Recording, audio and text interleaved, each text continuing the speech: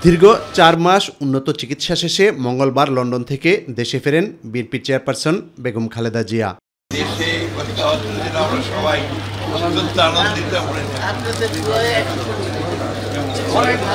তাকে স্বাগত জানাতে হযরত শাহজালাল আন্তর্জাতিক বিমানবন্দর ও প্রধান সড়কে জড়ো হয় লাখো মানুষ।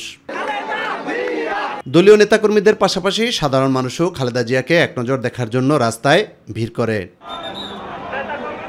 লন্ডনে চিকিৎসার পর শারীরিক অবস্থা আগের চেয়ে উন্নত হওয়ায় দেশের মানুষের প্রত্যাশা পূরণে শীঘ্রই রাজনীতিতে সক্রিয় হবেন বলে জানান বিএনপির স্থায়ী কমিটির সদস্য নজরুল ইসলাম খান।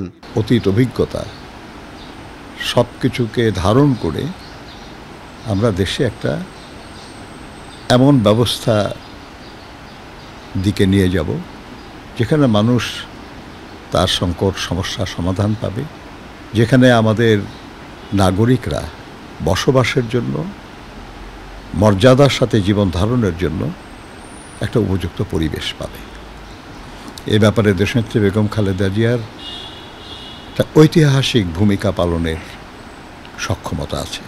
ঢাকা বিশ্ববিদ্যালয়ের রাষ্ট্রবিজ্ঞান বিভাগের অধ্যাপক ডক্টর সাব্বির আহমেদ বলেন, ছাত্র জনতার আন্দোলনে ৫ আগস্ট আওয়ামী লীগ সরকার পালিয়ে যাওয়ায় খালেদা জিয়ার জনপ্রিয়তা আরও বেড়েছে। বিগত দিনের চাইতে বিএনপি এখন একটা ভালো অবস্থানে আছে, বিশেষ করে তার উপরের সারির লিডারশিপের জায়গাতে বিএনপি একটা আওয়ামী লীগের চাইতে বেটার জায়গায় আছে। আর সবচেয়ে বড় কথা হলো খালেদা জিয়ার নেতৃত্বটা বিএনপির জন্য একটা প্লাস পয়েন্ট, কারণ উনি অত্যন্ত দৃঢ়চেতা নেতা, তার একটা ভালো ইমেজ আছে, আপোষহীন নেত্রী হিসেবে তার ইমেজ আছে। উনি দলের ক্রাইসিস মোমেন্টে দলকে নেতৃত্ব দিয়েছেন সফলভাবে, তার দলে বড় ধরনের কোনো ভাঙন হয় নাই।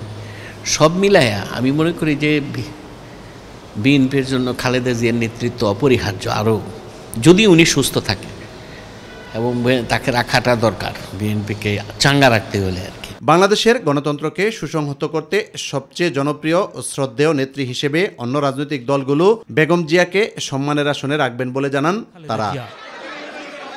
ইউসুফ আলী, মাই টিভি, ঢাকা।